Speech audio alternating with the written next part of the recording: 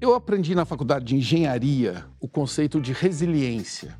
É a capacidade de um material se recuperar de uma topada, como o aço especial de algumas molas que, depois de pressionadas, voltam ao limite, ao estado original onde elas estavam. Ou microfibras sintéticas de uma bola de basquete que se deforma toda ao quicar no chão e se recupera milésimos de segundo depois, redondinha, pronta para outra. O meu convidado é mestre em resiliência. Mais de 30 anos atrás, disseram que ele ficaria paralisado. Nunca mais parou. Está por aí sempre rodando em sua cadeira, transformando vidas e mostrando o que é resiliência na prática.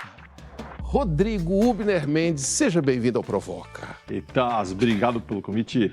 Que prazer estar aqui com você.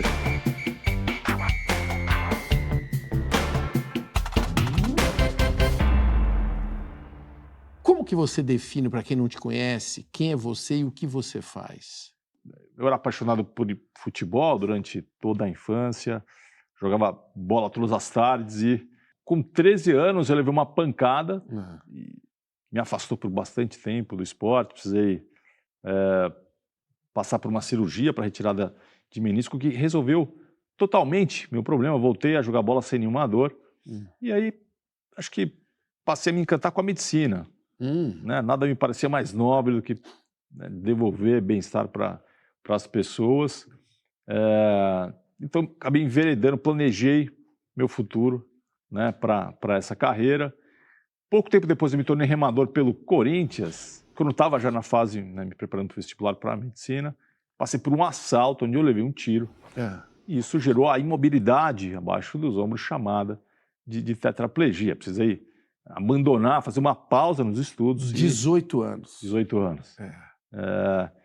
E tive apoio incondicional de amigos, famílias, acesso aos melhores médicos. Sim. Quer dizer, nunca me faltou assistência e acho que a minha história com o esporte foi decisiva para que eu sobrevivesse, né? Especialmente o remo, que trabalha com essa coisa da resistência física, com o desafio de não jogar a toalha, né, quando você está ali no seu limite físico. Você conta essa história nesse livro aqui, que nós vamos falar dele daqui a pouco, O Potencial da Mudança, o Desafio de Navegar pelas Incertezas. Eu diria que é uma leitura essencial para iniciar um ano, como está acontecendo com a gente. Espero que as pessoas tenham paciência de encarar a minha navegação ali. No fundo, eu uso o mar, né, como uma metáfora. É sensacional, é sensacional. Eu vou falar dele daqui a pouco, mas antes eu quero falar que você diz que a chegada de uma pessoa com deficiência num lugar envolve também uma relação com o ambiente. Como é que foi a sua chegada aqui na TV Cultura? Acho que a Cultura é uma organização consciente, né? Que nota que você dá? Pode... Eu dou nota 1000 aqui. Não. Vocês inauguraram, eu estive aqui presente com o Zé Roberto Maluf, inauguraram um centro de mídia que oferece uma série de recursos de acessibilidade. Vocês são um expoente no Brasil, então merece o elogio da nota super alta. Mas a gente não deve se acomodar, tá? Porque isso é contínuo. Né? A gente está a todo tempo redescobrindo o que é necessário. Claro. Enfim, tecnologias de baixo custo facilitam muito esse constante aprendizado do que é acessibilidade, no final das contas. Não é com rampa, nem área PCD cercada que se faz a inclusão. Se eu fui capaz de atravessar essa multidão sem o apoio de muita gente que eu achava que tinha, eu sou capaz de muita coisa.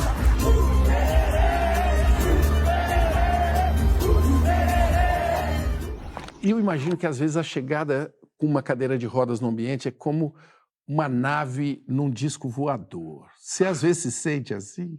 Então você sabe que as pessoas são muito curiosas, né? Tem sempre um pouco essa dicotomia entre o herói e o sofredor, né? As pessoas ou vão para um polo ou vão para o outro E você é um herói ou um sofredor? Nenhum dos dois.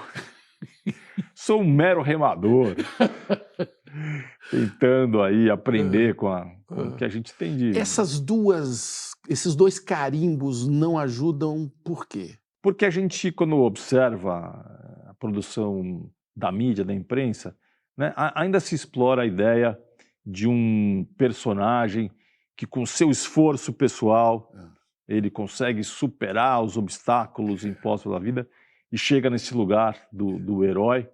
A gente vê muito isso nas matérias produzidas durante as Paralimpíadas. São matérias muito emocionantes, muito bem feitas, e a gente acaba se tornando torcedor, né, daqueles atletas muito dedicados.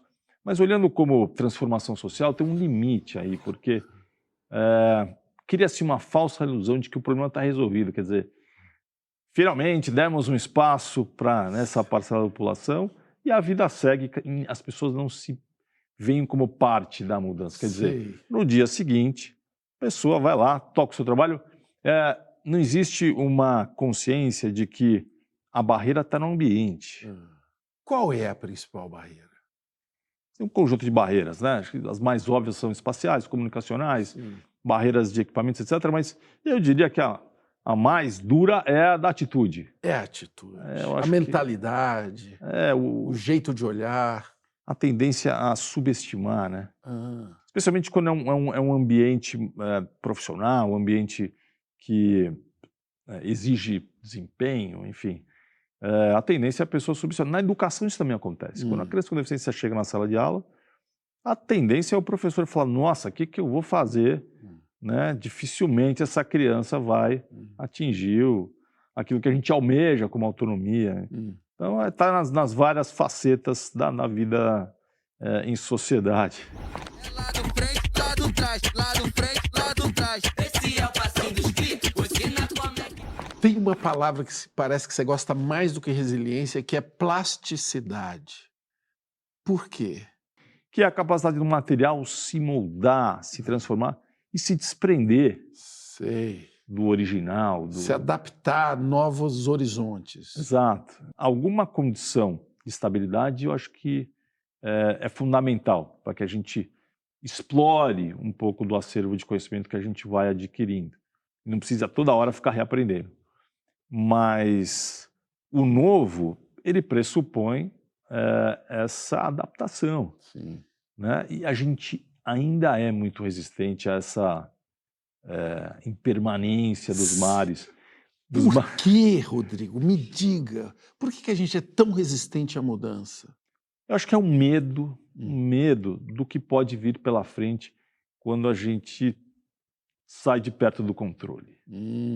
Controle e medo. Essas palavras aí, você está sendo muito cruel, jogando na nossa cara. Coisas difíceis de encarar, eu diria, né? Como se encara o medo? Se tem alguma sugestão que eu possa dar, depois de tantos anos pensando sobre isso, é para a gente ser cuidadoso com o que está no nosso interior, em relação ao que a gente pensa, em relação a como é que a gente alimenta o nosso lado mais solar, como é que a gente encara o nosso lado sombrio. Né? Então, olhar mais para dentro e nem tanto para o mundo Instagram. Agora tá acordando às 4 da manhã. Agora tá acordando às 4 da manhã. Hoje o blogueirinho deve tá passando mal. Hoje o blogueirinho deve tá passando mal. Veio porque quis, sabia que era pau. Vamos ouvir o que eles estão te perguntando. Tem muita gente aqui querendo saber dicas de você. Rogério, o que a robótica, a inteligência artificial e a internet podem entregar de melhoria para a acessibilidade das pessoas e para a vida nas cidades? Ele pergunta. Você sabe que hoje a ONU adota como conceito de deficiência uma combinação entre um determinado impedimento clínico, que pode ser físico, intelectual ou sensorial, e essas tais barreiras, os obstáculos que estão ao redor da pessoa. A tecnologia ela pode ajudar tanto na minimização do impedimento quanto da barreira. Quer dizer, a tecnologia é um catalisador da inclusão, uma velocidade incrível. Então, acho que a robótica, enfim, é uma das promessas.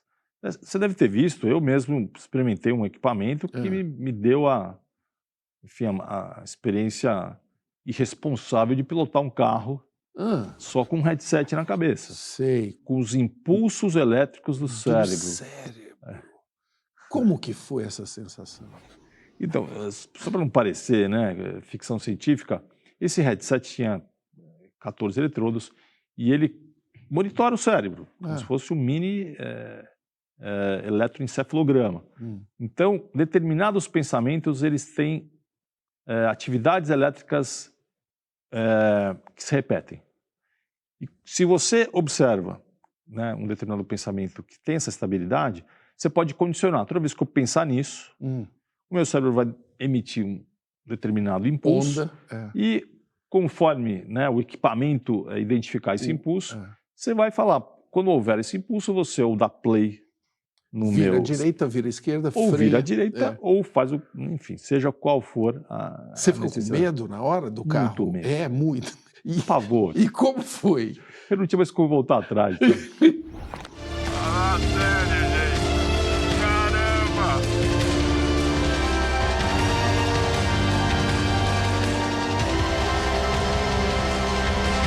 Parabéns, Rodrigo. Você é a primeira pessoa a pilotar um carro de corrida com a mente. Eu tenho curiosidade de crianças. Como que elas reagem quando você chega com a cadeira? É diferente? São as melhores perguntas, Não tem floreio, né?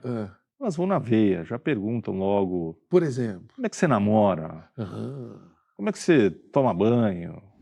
As pessoas têm muito receio de, como é que beija você? Gente, com a boca. Como que você toma banho? Não tem rodeio, já vai. Tem uma cadeira de tomar banho? Eu sou como uma rainha da Inglaterra, tem uma equipe que veio e ajuda, tem esse privilégio, né, de ter pessoas que me assessoram, me ajudam nessas operações e tal. Mas também não tem grandes segredos.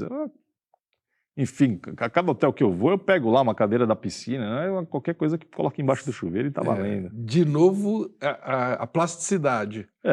E namoro? O que você pode nos contar?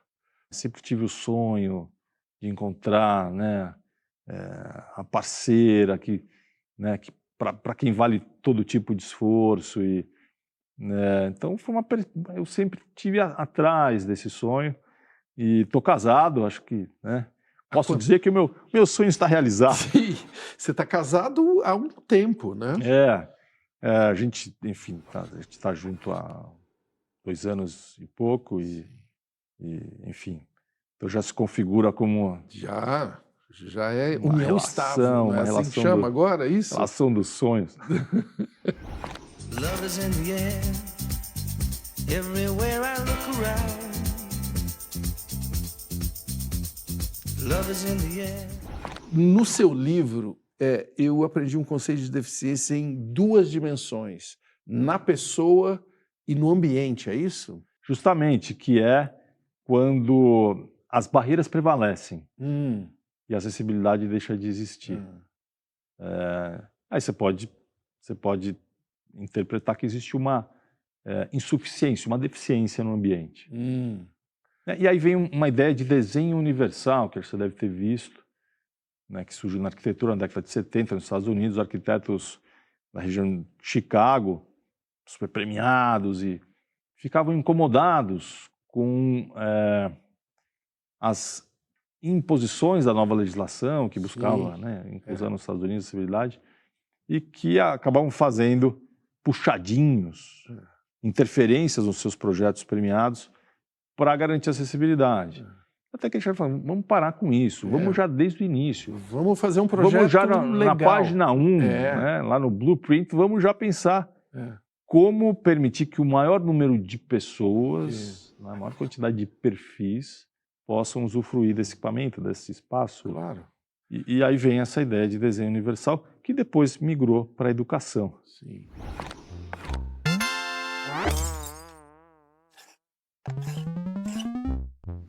Muita coisa melhorou na legislação, na forma como, enfim, grandes arquitetos e as próprias empreiteiras encararam, né, esse compromisso, mas a todo momento tem escorregadas, né, Sim, sim. E isso caracteriza muito aquela primeira parte, né? Vamos fazer uma gambiarrazinha aqui que eles vão achar que tá bom. não é assim.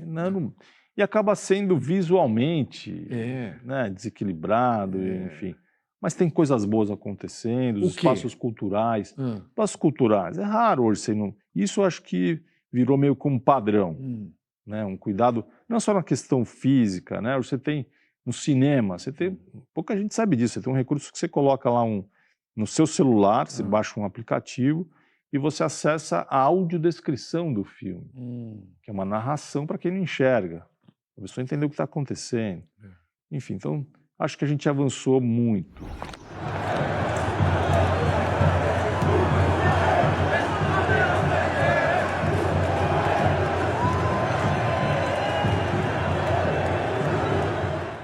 No próximo bloco, Rodrigo e eu vamos mergulhar numa paixão que temos em comum, a educação. Não se perca aí, clicando por outras telas. Até logo, classe.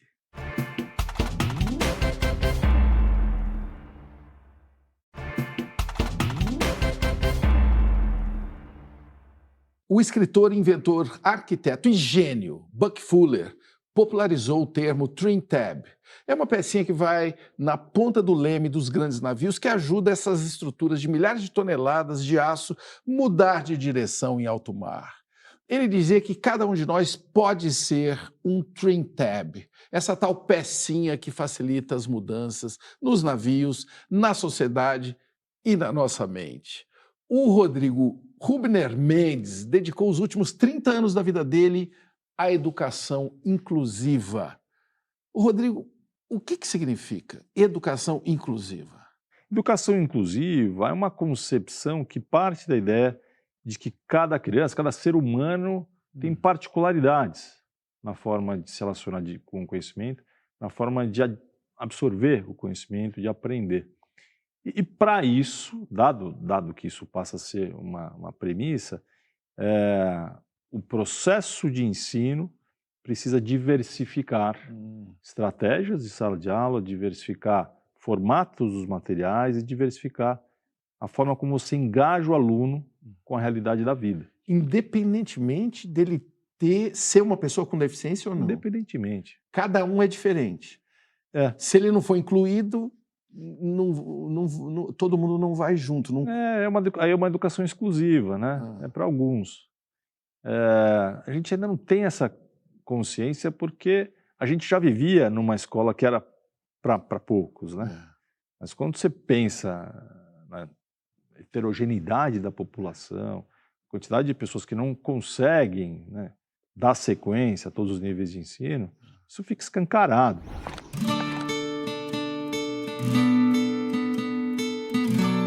De uma certa forma, em grupos, quando você fala das coisas, apresenta tipo assim uma liberdade, assim, uma liberdade, como eu posso dizer, liberdade de expressão, assim.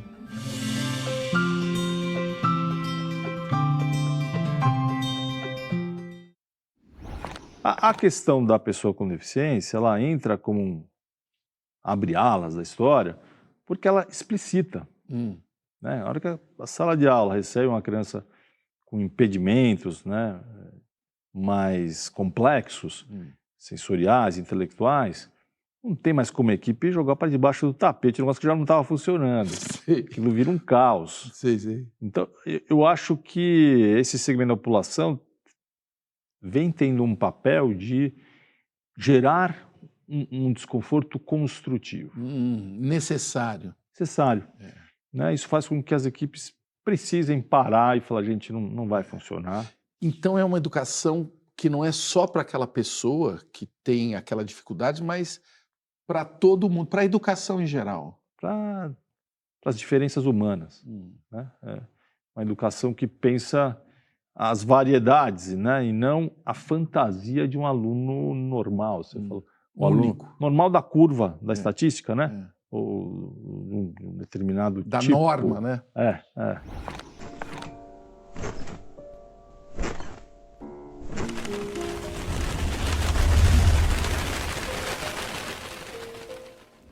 Qual é o principal obstáculo hoje na realidade brasileira?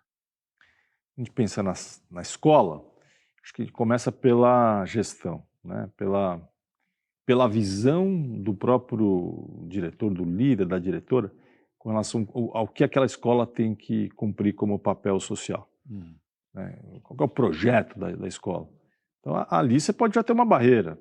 Né? Vão ter diretores que não querem mudança. Vamos seguir aqui, cumprir, já tendo tanta cobrança em cima, tanta exigência em relação, né, a uma qualidade de educação ainda muito insuficiente no Brasil.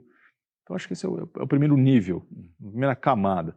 Depois você tem a sala de aula, né, onde o professor legitimamente alega que não teve uma formação plural para isso, né, carece de conhecimento, de repertório, e então acho que essa ausência de conhecimento, lacunas de conhecimento são uma barreira, enfim, aguda, e a gente tem o aspecto da política pública.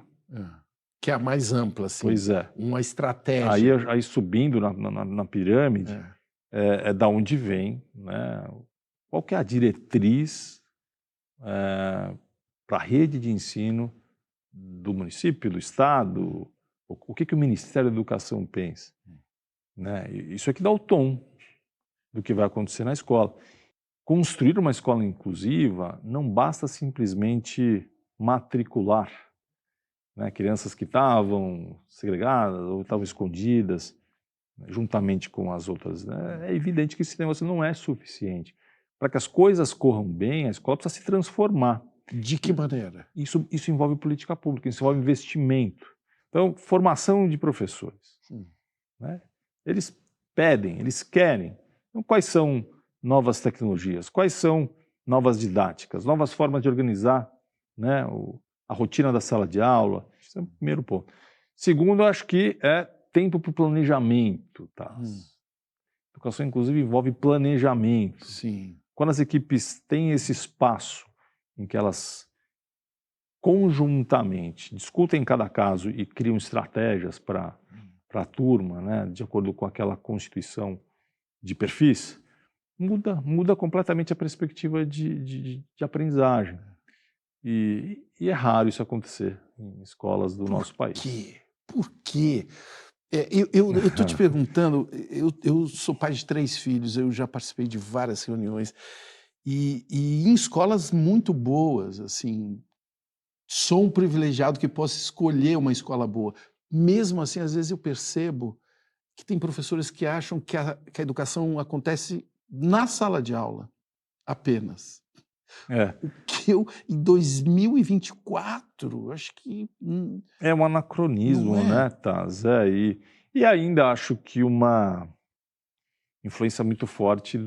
Qual que é o resultado da escola no sentido de ser uma porta de entrada ao ensino superior? Uma pressão de quem frequenta a escola para que o conteúdo, enfim, aquilo que o aluno absorve como, vamos dizer, ticket para poder entrar em organizações de ponta, né, quando a gente pensa nessa última etapa antes da vida profissional, isso vira um drive da escola.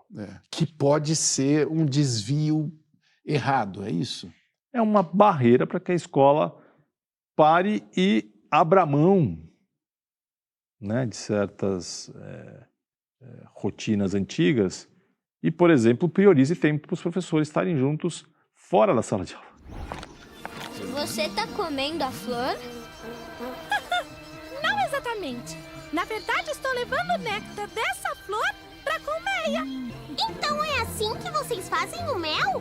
Isso mesmo. Você escolheu fazer a FGV, não é isso? Isso. Como que foi a sua escolha de faculdade? Eu me desprendi da ideia de ser médico, precisei ali de 4 anos, né, para me recuperar fisicamente. E aí eu tinha também uma visão equivocada. Eu achava que a administração era um curso que as pessoas faziam à noite, Sei. que não precisavam em todas as aulas e que, enfim, que era uma vida fácil. Sei. Eu também imaginei que fosse um tipo de curso onde a questão intelectual fosse assim, o fator decisivo. Tá. Né? E seja qual fosse a minha condição física, eu ia dar conta se eu tivesse em condições, né, cognitivas, etc. Então, acho que foi esse também o fator que me fez escolher. Mas foi uma descoberta, eu adorei a administração de empresas. Por quê? Pela forma diversificada de conhecimento, né? Eu me lembro que eu ia feliz para as aulas de filosofia, psicologia e sociologia. E as exatas? Nem tanto. Nem tanto.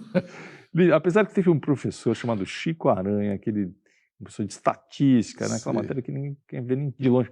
E ele conseguia transformar aquela aula, né, completamente sem charme, em algo assim interessante. Sim. Então tem como fazer. De novo o professor, o professor. Né? A gente se lembra desses caras, independente da matéria, né?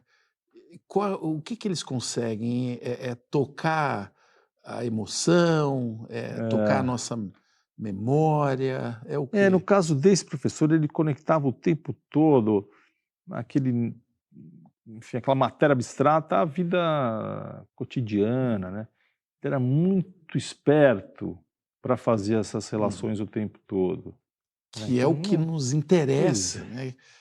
Que é o que está ao redor, né? E, afinal de contas, para que eu estou, né?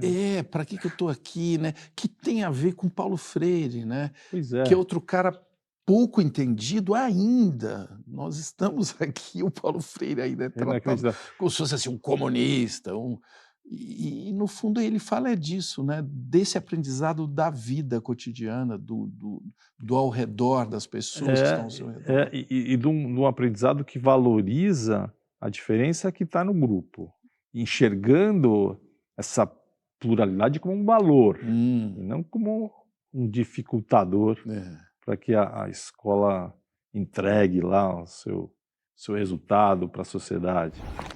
Primeiro, não deixem morrer em vocês os jovens que vocês estão sendo e os meninos e meninas que vocês foram. Segundo, por isso mesmo, não permitam matar em vocês a curiosidade permanente diante do mundo. Eu acho que a gente tem tanto o pior do que a gente falou aqui, ou seja, escolas conservadoras, resistentes e fechadas a qualquer mudança, e aí propiciam uma educação de baixíssima qualidade no sentido da emancipação, eu diria. Da autonomia, né? De pensar de uma forma livre, não é isso? Como a gente tem ilhas... Experiências incríveis. Enfim, premiadas fora do Brasil. Inclusive escolas públicas, né? Professores incríveis espalhados por aí, né? Basicamente a gente trabalha com escolas públicas e a gente, né, a todo momento a gente é surpreendido por, né, diretoras, educadoras geniais, né? Que bom essa notícia, mas tem gente que está querendo te cutucar aqui, olha. Pedro Pedroa. É possível notar uma evolução na educação para as pessoas com deficiências de 94, quando foi fundado o Instituto Rodrigo Mendes, até os dias de hoje? Coincidentemente, em 94 foi quando a Unesco publicou a Declaração de Salamanca, um documento que começa a falar sobre a questão da criança com deficiência na sala de aula comum. E isso mudou no mundo, Taz, né? A gente olha 30 anos, era inimaginável a gente conviver com um adulto com síndrome de Down que tem uma vida autônoma. Não era concebível. Né? Hoje, eu participei por exemplo, de um encontro na ONU com representantes de mais de 40 países, mostrando casos de pessoas com deficiência intelectual que alcançaram, né, vamos dizer, essa vida mais independente, todas porque estudaram em escolas que apostaram, escolas inclusivas, que deram, né, não vamos simplificar, deram todo o suporte necessário e foram desafiados. Sim. Foram desafiados. E o que esses seres conseguiram levar para essa comunidade onde eles foram inseridos? Eles começam a virar um horizonte a ser perseguido. Eles quebram a barreira de até onde a gente enxerga. Né? Eles passam a ser fonte de identificação daqueles que estão começando o seu percurso na escola e que têm características semelhantes, que passam a ver neles uma possibilidade, né? É a questão a importância de pessoas que conseguiram empurrar a fronteira serem visíveis e inspirarem, né, quem também vai ter que criar o seu caminho, abrindo, às vezes, mata fechada. E essa convivência educa como, digamos, as pessoas normais? Acho que educa a sociedade, né? A gente tem vários ganhos, né? Com essa nova, vamos dizer, esse novo jeito de pensar a sala de aula. Primeiro, porque a gente traz para dentro quem até pouco tempo estava completamente de fora do jogo, né? E nem no banco de reserva estava escondido. Então a gente tem uma questão aí de democratizar a educação. Em segundo lugar, a gente contribui para a qualidade da educação, porque gera aquele caos, né, positivo que eu estava mencionando. Ou seja, tira daquele confortozinho que estava ali parado. Exato, um confortozinho destrutivo, né? Destrutivo. E aí as equipes não têm mais como, elas vão ter que se reciclar, vão ter que pesquisar, vão ter que incorporar novas didáticas, né? E aí todo mundo ganha, porque a barra da qualidade da educação para todos, né, vai subindo. E tem o aspecto de você presentear essas crianças com essa preciosa oportunidade de, desde a primeira infância, conviver com o que é a sociedade, o que é a espécie humana, que é conviver com a diversidade, Exato. Com a realidade, basicamente conviver com a realidade. Pois, né, Rodrigo? Pois é. O que estimula, né, isso é meio óbvio, mas é bom lembrar, estimula competências fundamentais, né, como a capacidade de se colocar no lugar do outro, mediar conflito, estabelecer cooperação. Prefiro ser. Eu sou normal. Está escrito que o propósito do Instituto Rodrigo Mendes não é construir outra escola para a pessoa com deficiência. É trabalhar para que ela tenha uma educação de qualidade na escola em comum, né? Na escola comum com as outras pessoas. Exato. Que se dispõe a se transformar. Que se dispõe a se transformar. Por aí que a gente quer caminhar. E você tem encontrado gente disposta a se transformar? Sim, né? A gente faz formação no Brasil inteiro e em vários casos a gente vai pessoalmente para acompanhar o que está acontecendo e registrar e mostrar que é possível.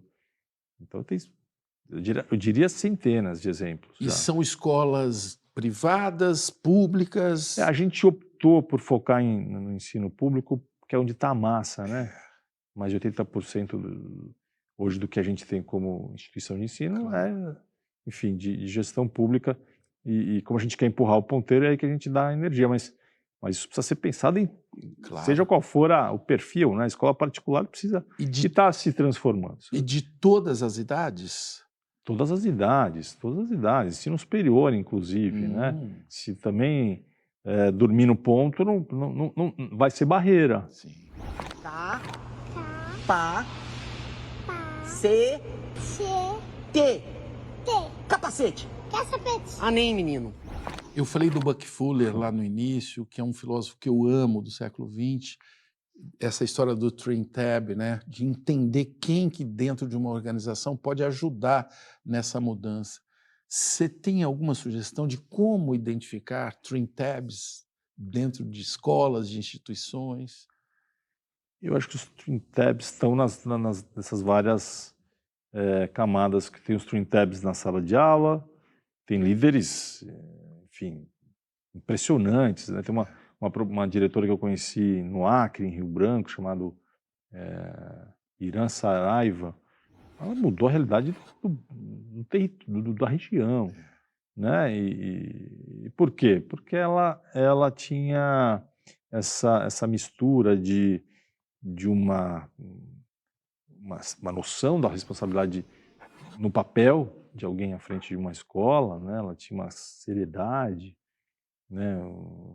muito cristalizada, muito explícita, e ao mesmo tempo ela tinha uma paixão, um carinho, né? Ela achava que o vínculo afetivo era tão importante quanto a estrutura da sala de aula, dos livros e aquilo que é o hardware, né?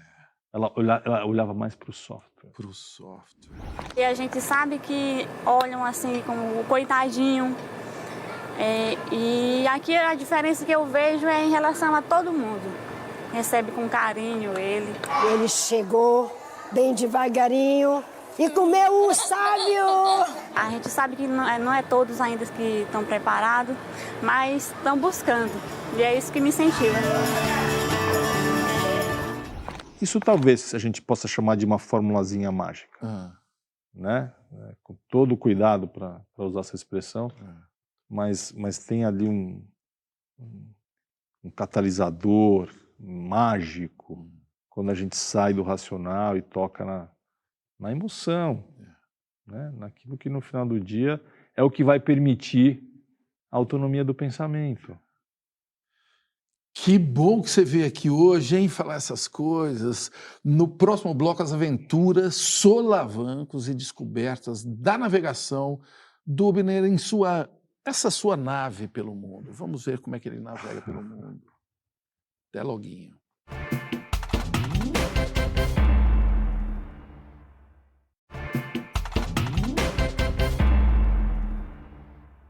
A vida não foi fácil para Viktor Frankl, o criador da logoterapia, uma espécie de psicoterapia voltada ao espírito. Ele passou por 4 campos de concentração nazistas, perdeu os pais, o irmão, a esposa grávida. Depois dessa dureza toda, ele disse o seguinte: podem roubar tudo de um homem, menos a última das liberdades, a escolha para decidir o próprio caminho. O meu convidado, Rodrigo Mendes, empreendedor social, parece saber usar bem essa tal liberdade. O Rodrigo tem uma expressão popular que é assim: a pessoa ficou preso a uma cadeira de rodas. Eu queria saber de você como é ser livre numa cadeira de rodas. Então, não é tão diferente de ser livre sem a cadeira de rodas, tá? Né? Eu mesmo imaginava, né, quando eu percebi que a minha condição mudaria, né, eu tive 1000 pesadelos sobre o que seria, né, essa questão do símbolo de uma cadeira como uma prisão, como você falou, e no fundo, né, não estou exagerando no que eu estou falando. Isso aqui é uma casca só. Aquilo que a gente pode vislumbrar, atingir, construir, aprender, não tem a ver com a casca. Tem a ver com o quê? Acho que tem a ver com, primeiro, um entusiasmo pelo que está ao nosso redor. Tá. Tem a ver com a curiosidade, né? E no sentido de não se acomodar. E tem a ver com, acho que, um ponto de vista. O que te faz acordar todo dia? Tem uma coisa que ainda é um mantra para mim, que é uma frase do meu pai, quando ele me viu na maca, na pior situação que eu enfrentei, praticamente sem conseguir respirar, né, quando eu cheguei no hospital ali. E ele segurou no meu braço e falou: filho, faz a sua parte, a gente vai fazer a nossa e a gente vai vencer isso tudo. Então, quando eu acordo, acho que eu lembro, né? Faz a sua parte.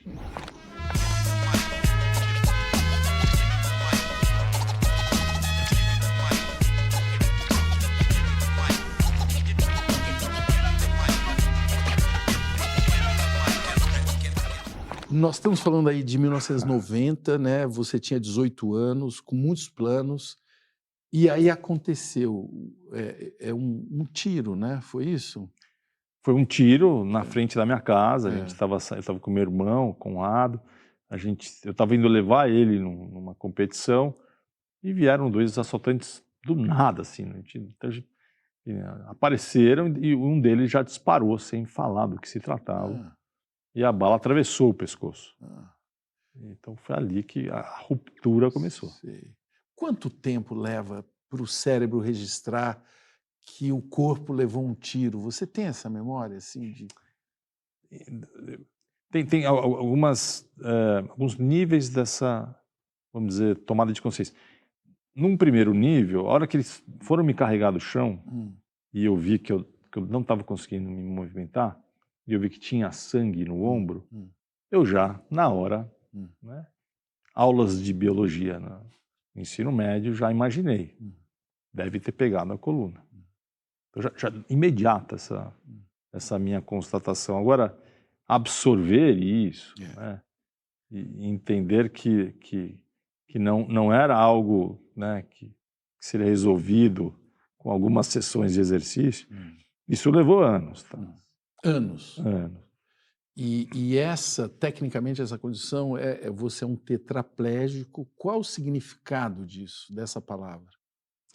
Significa que houve uma interrupção na comunicação entre o nosso cérebro e os nervos e músculos do corpo, e com isso a gente deixa de controlá-los em parte, né? Alguma coisa a gente continua fazendo, mas até coisas que as pessoas não sabem, mas vamos dizer, a ação física assim, mais óbvia, né? Ela é prejudicada. Sim.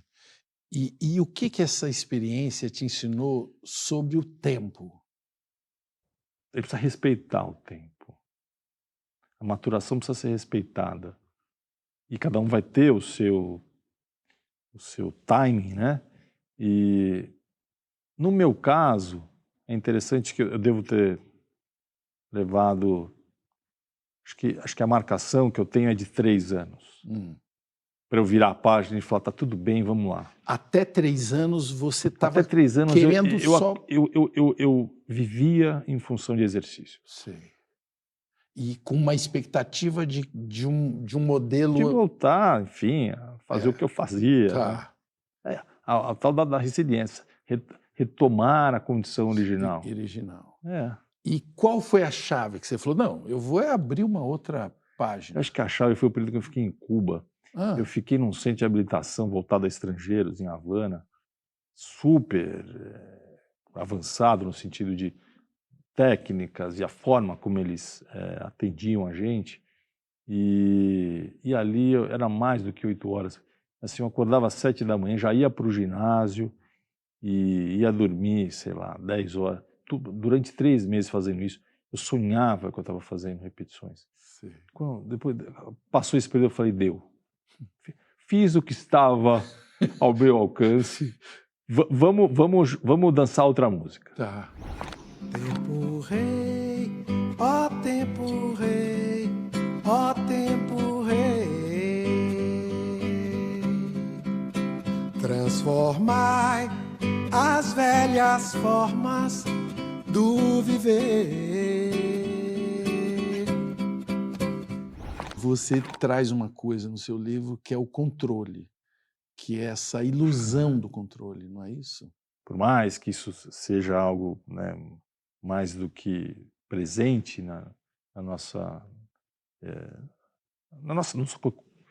no comum da nossa vida, saber que a gente não controla, tem uma fantasia. A gente acha que a gente vai controlar e que no final das contas, né, quem controla é que atinge a realização pessoal.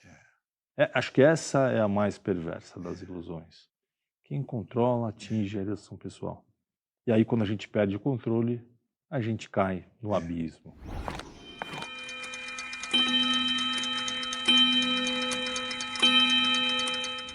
Você sonha que está jogando futebol? Sonho. É mesmo?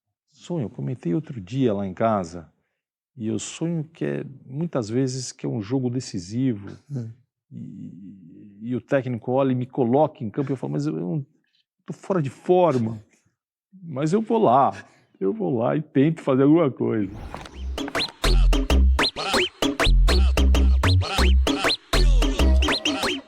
Deixa eu ver as perguntas para você.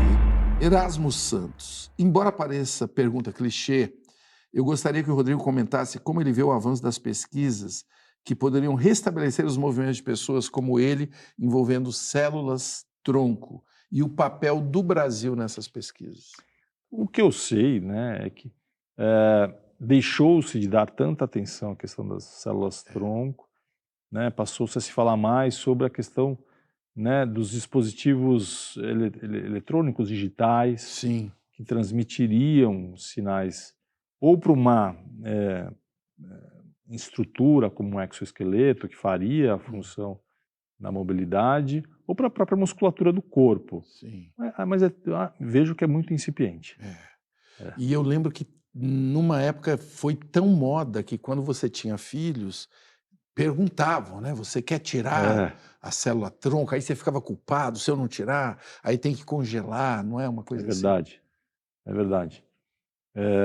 Mas, enfim, em algum nível eu acompanho no sentido de ser alguém que aposta na ciência, né? Sim. E não para essa questão especificamente, mas para o bem da humanidade. Claro. E tem uma coisa que eu acho tão fascinante de você olhar pessoas com deficiência e ver que todos nós somos pessoas com alguma deficiência, né? Ou nos tornaremos, né, com a idade. Mas assim, eu estou aqui com esse óculos, eu dependo. Isso daqui é um dispositivo, um dispositivo de inclusão, né, para eu poder enxergar. Isso sem falar que eu tenho fratura dupla de calcânio, então eu já passei por anos de fisioterapia e continuo, inclusive. E foi algo que transformou minha vida para melhor na saúde, eu diria. Comecei a olhar mais para uma coisa que eu nunca olhei, né? Que a gente valoriza pouco as topadas que a gente dá na vida, Rodrigo? Em geral, sim. No sentido de a gente repetir, né, alguma crença que já se mostrou falha, falsa. Então, nesse sentido, a gente poderia aproveitar melhor as solapadas. Sim. Eu quero mostrar de novo que esse livro, O Potencial da Mudança, o Desafio de Navegar pelas Incertezas, nós já comentamos sobre a ilusão do controle, né? O quanto que isso daí é, enfim, uma cilada, né? Para usar uma palavra mais popular. E ele é dedicado a 3 pessoas: Sônia, José e Carol. Quem é essa galera? Minha mãe, meu pai e o meu amor. Que lindo esse sorriso aí, quando você falou do seu amor, hein? E só? Você quer contar um pouco quem é essa figura? Carol é minha esposa, comentei, né, um pouquinho da nossa relação, que me acompanha, minha parceira e agora, né, que está em todas os cruzeiros, os passeios de barco e as descobertas por essa incerteza do mar. E é alguém com quem eu descubro e vivo o meu melhor. Just breathe.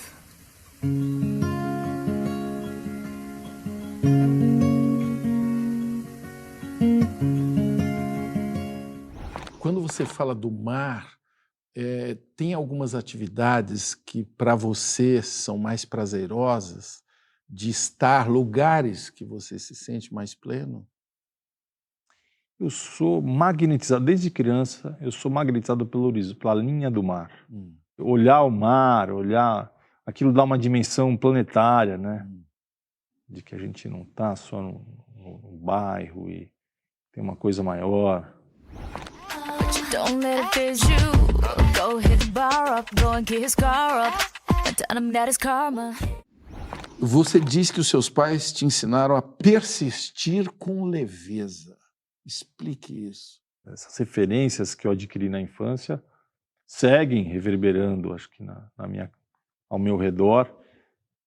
Falando sobre minha mãe, por exemplo, ela é muito responsável por ter me talhado, né, a buscar o melhor, não desperdiçar tempo com aquilo que não vale a pena, que não é nada simples de ser implementado, né? A gente desperdiça.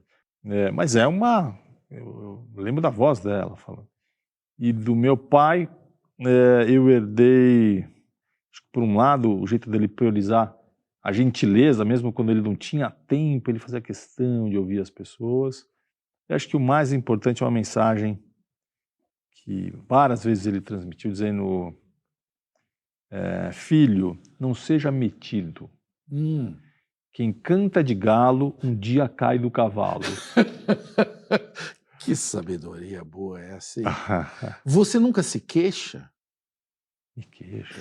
O que te irrita a ponto de você chegar ali naquele limite? Eu me irrito quando eu não valorizo o que eu aprendi comigo mesmo. Acho que eu me irrito comigo mesmo. Tem algum exemplo assim para compartilhar? Por exemplo, a paciência com o tempo de cada um.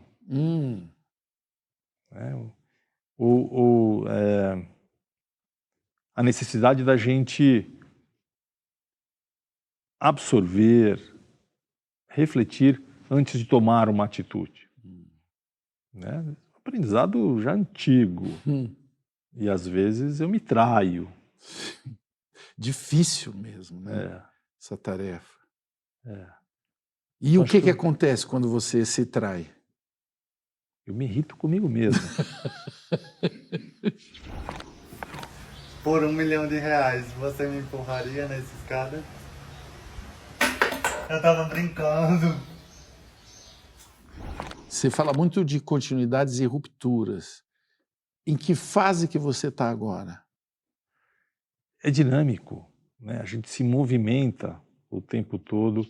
Dependendo da dimensão, você pode estar se sentindo numa estabilidade profissional, passando por uma mudança por imposição, né? Numa vertente mais intrapessoal. E isso é muito dinâmico. É o que dá graça para essa interpretação do nosso percurso diante do imponderável. Se fosse uma série, você estaria em que temporada agora da sua vida? Eu estaria num episódio em que eu finalmente encontrei o grande comunicador Marcelo Tassi. Mas isso daí foi bom demais, esse encontro. O Rodrigo Hubner Mendes. Então me diga, o que é a vida? A vida é uma navegação por mares modulados pelo acaso.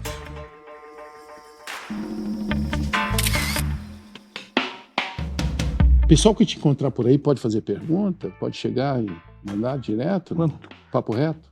Quanto mais, melhor. E viva o Corinthians e viva esse encontro. Viva o nosso primeiro encontro. Obrigado pela visita, querido. Obrigado, Tassi.